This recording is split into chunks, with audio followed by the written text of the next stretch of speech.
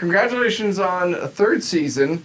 I really think it's interesting to see shows when they've reached season 3 because often there's a maturity you reach in terms of storytelling. Yeah. I'm curious for, all of you, what was this season like to kind of tell your stories? It's an interesting season because for Benjamin, for young Mark, it's his first year of grade 9, so he's kind of a top dog, top of the food chain there for a bit. But it's also saying goodbye to that school. Right. When he graduates, we say farewell to that place and a lot of those characters. So it's a brief respite from being at the bottom of the pile. And so there's a lot of change, a lot of maturity, a lot of, both of the boys come into their own in a big way. And the parents had to deal with a little bit of empty nest stuff. So, it's those growing pains aren't just for kids. Right. What about you? What would you say? I think season 3, there's a richness to it that it's kind of a beautiful thing to see how much the relationships have grown. Right. And I think that a part of that is obviously our relationships with people. It helped kind of bring that along as well. We're so close and we're so comfortable with each other working. But I also feel like the stories, everybody is in transition in this year. Right. And so there's kind of growing pains for everyone. The boys, heading off and finding out who they are. Mom having some emptiness syndrome, right. A little bit of identity crisis. I think that's happening to both mom and dad. Yeah, I think there's a natural maturity to there being more seasons, a third season. You get more into it and you get more natural. I think there's maturity in all the characters as they're growing up because it's coming of age. Right. So I think the maturity of both just happening to shoot a third season, but also the characters, it really, they're kind of growing together as well, which is kind of just what you guys have said, but it's that kind of just, it's all happening at the same time. Yeah, and it's incredible to see the show really is growing with the people. I mean, Ben sprouted up 2 feet in the last 2 years. Outrageous. Yeah, but I mean, we've spent 2 years with these characters now, so the things that we're tackling, maybe sometimes they aren't as big and bold, but they have a different effect, and the audience and who's watching can recognize that, because again, they know what's going on. But yeah, echoing all of that, spreading wings, coming into their own. Transition year, I think, is a really good way to put it, because there's a lot going on, and a lot going on at the beginning, a lot going on at the end. Yeah. A nice little sandwich in there. I really appreciate, too, how the series has such a strong ensemble storyline going on, because not every show balances the coming-of-age thing with the parent story and everything else. So, what is it like working together now that you've all worked together for this long?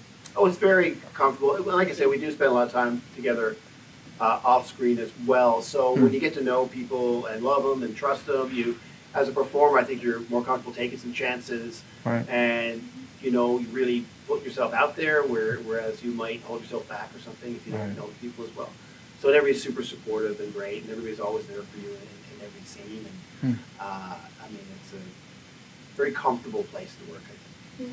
But I mean, I think obviously it's still Benjamin, it's Mark's story, and I still think that is the central story that we're all supporting around it. But I do think what's beautiful is that we all have very rich lives as well, and I think that helps the audience. It broadens the audience. I have lots of moms who love seeing their lives reflected in something as well, and I'm sure that with so many different stories being told, it brings the audience, makes it much broader for us, I think, and it lets everybody in the family watch it together. My parents love it, my niece and nephew love it, and there's 65 years difference between those people, right? So it's an incredible thing.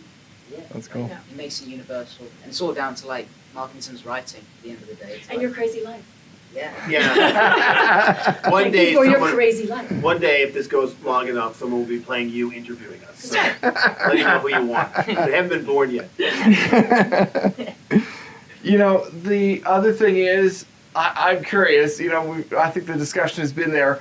Are Newfoundlanders just innately funnier, or is it that Newfoundlanders grow into being funnier? I think the comedy thing in Newfoundland, I think, came from like Irish and English, the settlers who probably came from pretty harsh circumstances and then had to survive in harsher circumstances, you know, shipwrecks and starvation and all these different things. And I think one way people dealt with it, it's a very Irish Catholic kind of thing too, is with dark humor, you know, and you kind of had to laugh at it to show that it didn't win in a way. And you get a lot of that, and a lot of sarcasm and stuff, and a lot of teasing and joking with each other. Things that outside of that community might sound really mean. I mean, sometimes we'd say some things in Newfoundland, people, I can't believe you said that to him. I was like, what? And Malcolm certainly picks up in the same way because he's from Liverpool, right? So he immediately goes into that. And I think that the whole culture is like that. I think that people joke without even expecting a laugh because it's just the way you talk, you know. And if you can't talk like that, you won't survive very long there. You either have to be funny or play an instrument. Or have food, and outside of that, you're not coming to the party. Right? Yeah. So I think it's just a way to deal with things. Sometimes it's the humor, and so everybody's funny. And as hard as a comedian, because if you go out there, you're probably the least funny person in the room, and you have to entertain people. Right? So, but it's great, yeah. And they really appreciate, and they can be horrible to people who try to play Newfoundlanders. Right. For God's sakes, that's not what. But everybody loves these guys back home, and they you know, they're like, they've accepted. And when people find out Benjamin's British, I think they're a little disappointed because they're like, say, that little boy from Newfoundland, he's doing something good for himself. And like, hello, how do you do? Oh, we couldn't even have that. You know? So, but he's fooled them all. I mean, I'm curious for you two, you know, in amongst all of the stories being told and the whole Newfoundland angle, what does it mean to you two to be part of this as, like, I think a younger generation coming up into, you know, we've seen for years the funny people coming out of Newfoundland, but what's it like, younger generation living there amongst this? Yeah, I think Newfoundland in general has just kind of become a second home at this point, being able to shoot there every summer with these guys, and also I've joined a football team that I do on weekends. Like, we go to the cinema, it's really kind of routine. So I think to be able to represent the place that, you know, feels at home now is really special. That's cool. Yeah, definitely feeling this. It's a second home. I know a couple people over there, some of the crew call it summer camp, because sometimes it doesn't feel like work, which is insane, which is the dream, because we're doing what we love to do with people who we love. And it doesn't feel like work, but it really has become a second home. Like, looking forward to it every year, and we're lucky that everyone over there who are so ridiculously kind and sweet and will offer you anything that you ask for, have accepted us. That's been huge. So, you know, we've also got a service to them to make sure that they're represented well, the parts of the world that don't know them, and I don't know. I think we've done pretty darn well so far. Well, some of us. Well, I'm curious, you know, gotta talk about Malcolm.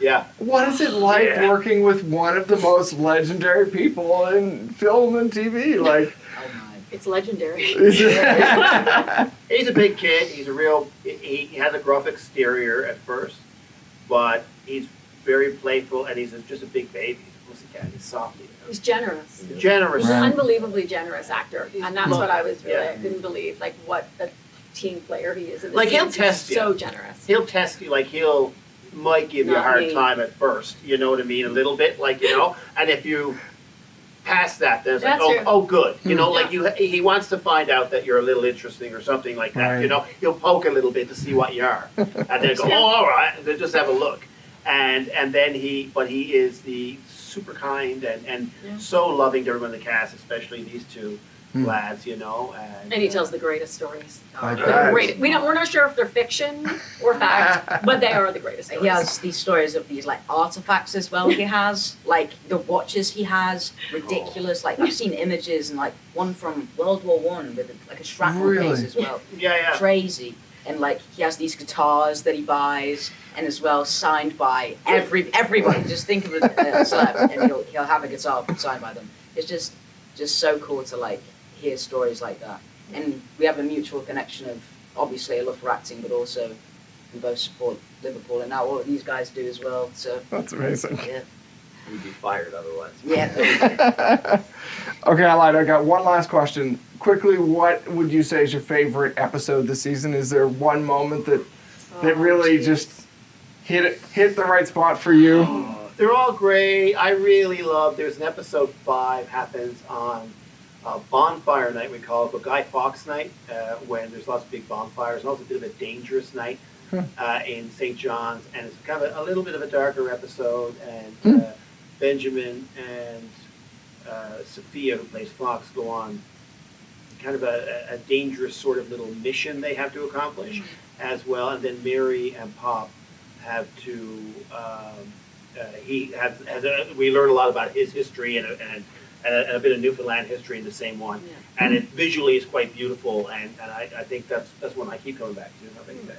Maybe the season finale, actually. I'm gonna gonna say say I think the 13. season finale, and maybe because you and I have a kind of beautiful story in the season finale, and we're tying up a lot of things and opening some other doors. So I think there's something really beautiful about 13. So maybe that's the one I'd go for. Benjamin? We have an episode where Christmas is back, and that's really fun because I basically my whole thing is I get obsessed with this Gemini home game console, so I keep going back to it. I end up like getting obsessed with it, not sleeping for like 2 days straight, and then there were 2 turkeys that were on set all the time, and they were like gobbling all over Like the live place. turkeys. Live Okay. turkeys. When I was a kid, there was great. a charity auction every year. Like there was a place where it was a raffle, Christmas raffle for the orphanage, and the big prize was there were 2 turkeys in the window named after VOCM radio personalities, right? And so one is named Mike, and the other one's named Dick after Dick Dunphy. And Pop ends up winning Dick Dunphy, the turkey, and brags that he can kill it himself and do it. And then he doesn't have the guts, so he ends up like hiding this turkey in the house for a couple of days. So we had a live turkey in the house. That's Yeah, It was amazing. fantastic. Malcolm has seen the turkey. It was very funny because Malcolm's like, what's going on with this turkey? Is it dangerous? I'm like, no, it's a completely trained turkey. It's going to be perfect. Is it? I'm like, yeah, you just go into the bathroom because he's been keeping it in the bathtub. And it's like, just go in the bathroom, sit down on the toilet, you work with the turkey's going to be fine. And he goes, of course, I don't know anything about this turkey. I'm just trying to get him in the room. And he goes in, he sits down, and we're outside, and there's frosted glass in the door. And the door goes, why you show up? Malcolm, when I lied to you. And he goes in, he sits down, and he goes, they're about to call action. I go, go, and it flies up. And he's like, good God! And he runs out. He's like, you told me it was fun. He's like, I don't know anything about turkey. But I do know we had to do this now. So he goes, eventually calm down. But it was that moment, I'm like, what am I going to do, you know? And anyway, so it was great. And just see Malcolm McDowell talking to a turkey, quite seriously. Great. And trying to calm it down between takes. You know? That's amazing. It's all right. It's going to be fine. Don't worry about it. It's fine. So it was a great time. Fantastic. Yeah, and the turkey is Oh, my still face around. hurts. Yeah, so we didn't You eat did it. not eat the turkey. You know, still working. Great. Happy turkey in a petting zoo. Yeah, I think it Happy auditioned. I think it got a day part on Hudson and Rex. Yeah, So it's fine. What would you add? Do you Yeah. have? Oh yeah. Well, do you have a favorite? Go ahead. Go. I gotta go with 13. Yeah. It's the book closing on a lot of things that you're with for the season for everyone, really. Selfishly, yeah, it's some of my favorite stuff that Claire and I have done together. That's and cool. Ben has a really beautiful speech near the end, and the whole thing I think ties together really well. It was a bit teary-eyed. Like it's I think it's a phenomenal end to what this season brings. It's amazing. Well, thank you all so much. I really appreciate it. Oh, great Thank fun. you. Thank you. Thank you.